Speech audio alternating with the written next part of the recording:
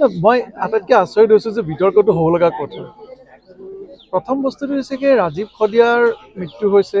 ৰাজীৱ খদিয়াৰ মৃত্যুৱে আমাৰ সাংস্কৃতিক জগতত এক যথেষ্টখিনি লোকচান কৰিছে। সাংস্কৃতিক জগতৰ কাৰণে বিস্তৰ ক্ষতি। তেনে ক্ষেত্ৰত ৰাজীৱ খদিয়াৰ পৰিয়ালটোক আজিৰ তাৰিখত যি সহায় আমাৰ পৰা লাগে সেই সহায়খিনি আমি আগবঢ়াব লাগে। তাকে নকৰি যদি আমি অনাহক যিবোৰ বিতৰ্ক এইবোৰ যদি টানি আনো, গতিকে এই বস্তুটোৱে আচলতে ৰাজীৱ খদিয়াৰ যি মৃত্যুক মানে তেখেতে জাতিটোৰ কাৰণে আজি তেখেত যথেষ্টখিনি কৰিছে, গান গাইছে যথেষ্টখিনি। গতিকে তেওঁৰ মৃত্যুত আমি শোকমৰণ হোৱাৰ লগতে তেখেতৰ পৰিয়ালটোকো আমি আজিৰ তাৰিখত সহায় কৰিব লাগে আৰু আগন্তুক সময়লৈকে সহায় কৰি গৈ থাকিব লাগে। এতিয়া গানটোৰ কথাটো এনেকুৱা যে সেই গানটোৰ যাৰ হাতত কপিৰাইট আছে, কপিৰাইট মানে যাৰ হাতত মালিকী স্বত্ব আছে, তেওঁ হৈছে কিশোৰ বৰুৱা বুলি এজন প্ৰডিউচাৰ, তিনিচুকীয়াৰ এজন প্ৰডিউচাৰ। মই কথাখিনি আচলতে ক'ব খোজা নাছিলোঁ যদিও মই কৈ দিলোঁ, এটলিষ্ট যাতে মানুহে গম পায়।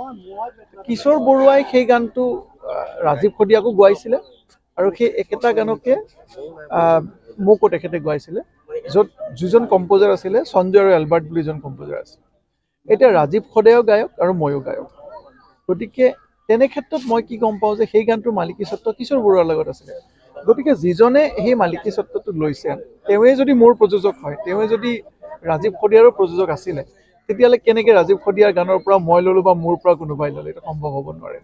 গতিকে সেইটো ভুল বুজাবুজি এটা হৈছে, সেইটো মই আঁতৰাই দিছোঁ। আৰু ৰাজীৱ খদিয়াৰ লগত আমাৰ সেইটো কথা আগতে 15 বছৰ আগতে হৈ গৈছে, যেতিয়া গানটো ৰিলিজ হৈছে। ৰিচেণ্টলি কিবা কাৰণত হয়তো ৰাজীৱে ভালকৈ পষ্টটো পঢ়ি নাচালে বা তেনেকুৱা হ'ব পাৰে। মই এতিয়া ৰাজীৱৰ কথা নকওঁ, আমি যথেষ্টখিনি দুখ পাইছোঁ, সুখ পাইছোঁ। এইখিনি সময়ত ৰাজীৱ হেৰাই গৈছে, সেইটোৱে আমাৰ কাৰণে বহুত ডাঙৰ খবৰ। সেই পষ্টটোত মই লিখিছিলোঁ আমাৰ গান বুলি। মই মিডিয়াৰ যিসকল বন্ধু আছে তেখেতসকলক সেই পষ্টটো দেখুৱাবলৈ মই অনুৰোধ জনাওঁ যে তাত লিখা আছে আমাৰ গান বুলি। আমাৰ আৰু মোৰ মাজত নিশ্চয় পাৰ্থক্য আছে। গতিকে যিসকলে সেই বস্তুটো লৈ পেলাই কণ্ট্ৰভাৰ্চি কৰিব বিচাৰিছে, তেখেতসকলে ভালকৈ যদি পষ্টটো পঢ়ি চায়, তাত আমাৰ শব্দটো লিখা আছে। আৰু তাৰ তলত ৰাজীৱে যেতিয়া কথাটো কৈছিলে, পিছত মই ৰাজীৱক লগে লগে ফোন কৰি কৈছিলোঁ যে ৰাজীৱ, মই তাত আমাৰ গান বুলি লিখি থৈ দিছোঁ। আৰু হয়তো ৰাজীৱে সেই কমেণ্টটো ডিলিট কৰিবলৈ পাহৰিলে বা তেনেকুৱা কিবা এটা হ'ল, কিন্তু সেইটো অলৰেডি মই ৰাজীৱক কৈ থৈ দিয়া আছিলে। আৰু এটা কথা যে আজি যিসকল ব্যক্তিয়ে বিভিন্ন ধৰণে সমালোচনা কৰি আছে, এজনৰ পিছত এজন শিল্পীক ধৰিছে, তাত এটা বস্তু আমি চিন্তা কৰিব লাগিব যে ৰাজীৱ খদিয়া ঢুকোৱাৰ দিনা তাৰ আগৰ পৰাই মোৰ লগত কণ্টেক্ট আছে। ৰাজীৱৰ মোৰ লগত যথেষ্টখিনি ভাল। ঢুকোৱাৰ 4 ঘণ্টা 5 ঘণ্টাৰ পিছতে প্ৰথম পষ্টটো মোৰ পৰা গৈছে। ছ'চিয়েল মিডিয়া পষ্টটো যদি আপোনালোকে চাই, সেইটো আজিও আছে। প্ৰথম পষ্টটো মোৰ পৰা গৈছে। কিন্তু যিসকল ব্যক্তিয়ে তাত গৈ দিনে ৰাতিয়ে ফটো দিলে, তেখেতসকলৰ ছ'চিয়েল মিডিয়া পষ্টটো এবাৰ চালে আপোনালোকে গম পাব যে তাৰ 48 ঘণ্টাৰ ভিতৰতো তেখেতসকলৰ পষ্ট এটা নাছিলে। তাৰপিছত কিন্তু তেখেতসকলৰ আৱেগ অনুভূতি ক'ৰ পৰা আহিলে, সেইটো খুব প্ৰশ্ন সুধিবলগীয়া বিষয়। ৰাজীৱ খদিয়া ডাঙৰীয়া জীয়াই থাকোঁতে সেই ব্যক্তিসকলে কিমান তেখেতসকলৰ কাৰণে কৰিলে, তেখেতৰ পৰিয়ালৰ কাৰণে কৰিলে, সেইটোহে প্ৰশ্নৰ বিষয়। আজি তেখেত ঢুকাই যোৱাৰ পিছত নিজৰ ৰাজনৈতিক লাভালাভৰ কাৰণে তাত গৈ যদি কোনোবাই ফটো দিয়ে, নিজৰ ৰাজনৈতিক লাভালাভৰ কাৰণে তাত গৈ যদি কোনোবাই ভাত বনোৱা হয়, নিজৰ ৰাজনৈতিক লাভালাভৰ কাৰণে যদি তাত 1.5 লাখ 2 লাখ মানুহ ৰাজীৱক ভাল পায়, অসমীয়া মানুহ তাত গৈ সেই মানুহখিনিৰ ওচৰত যদি তেখেতে তাত নেতা হ'বলৈ হয়, তেতিয়াহ'লে এইটো কিমান এটা সমীচীন কথা। সেই কথাটো অসমৰ ৰাইজে আজিৰ তাৰিখত বুজি পায়। তেনে ক্ষেত্ৰত আমি আগৰ বহুত ক্ষেত্ৰত দেখিছোঁ যে আগৰ এনেকুৱা বহুত আন্দোলনত আমি দেখিছোঁ যে কাৰোবাৰ উচতনিত কেইটামান ডেকা ল'ৰা ইতিমধ্যে আমাৰ পৰা হেৰাই গৈছিলে, কিন্তু সেই ডেকা ল'ৰাকেইটাৰ পৰিয়ালবৰ্গক কিন্তু সেই নেতাসকলে আজিৰ তাৰিখত লগত নাই। সেই নেতাসকলে ডেকা ল'ৰাকেইটাৰ পৰিয়ালবৰ্গক এৰি দিলে। আজি আপোনালোকে গৈ পৰিয়ালবৰ্গক যদি প্ৰশ্ন কৰে, তেখেতসকলে ক'ব যে আমাক যিটো তেখেতসকলে সেইখিনি সময়ত কৰিলে, আজি সেই মানুহবিলাকে আমাক এৰিলে, আমাৰ ফোনো নধৰে।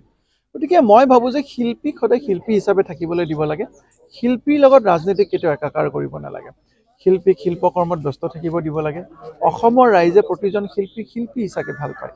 গতিকে তেখেতৰ লগত যেতিয়া ৰাজনীতি কৰিবলৈ কোনোবা ব্যক্তি উদ্যত হ'ব, তেতিয়াহ'লে সেই ৰাজনীতি সদায় খুব ভাল ৰাজনীতি নহয়, সেই আচলতে আমি ক'ব পাৰিম যে এইটো নিগেটিভ পলিটিক্স হ'ব।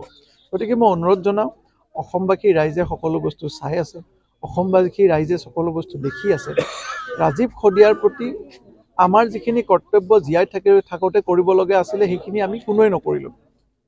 আমি দেখিছোঁ কোনো ৰাজনৈতিক নেতাই নকৰিলে, যিসকলে আজিৰ তাৰিখত তাত গৈ প্ৰশ্নবোধক চিন মাৰিছে কিন্তু অসমৰ মাননীয় মুখ্যমন্ত্ৰী ডক্টৰ হিমন্ত বিশ্ব শৰ্মা ডাঙৰীয়াই ৰাজীৱ শদিয়াৰ পৰিয়াললৈ 5 লাখ টকাৰ অনুদান লগে লগে আগবঢ়াইছিলে সেই কথাটো সংবাদ মাধ্যমে ইতিমধ্যে প্ৰকাশ কৰিছে অসমৰ ৰাইজেও জানে গতিকে আজিৰ তাৰিখত মই সকলোলৈ অনুৰোধ জনাইছোঁ যে ৰাজীৱ শদিয়াৰ পৰিয়ালৰ প্ৰতি এতিয়া কৰ্তব্যখিনি সকলোৱে কৰিব লাগে আৰু যাতে ৰাজীৱৰ সৰু ল'ৰাটোৱে অসমত নিজৰ দেউতাকৰ যি গৌৰৱ সেই গৌৰৱ ৰাখি অসমৰ সাংস্কৃতিক জগতখনত যাতে সেই সৰু ল'ৰাটোৱে নিজৰ প্ৰতিভা বিকাশ কৰিব পাৰে তাৰ প্ৰতি লক্ষ্য ৰাখিবৰ কাৰণে মই সকলোকে অনুৰোধ জনাইছোঁ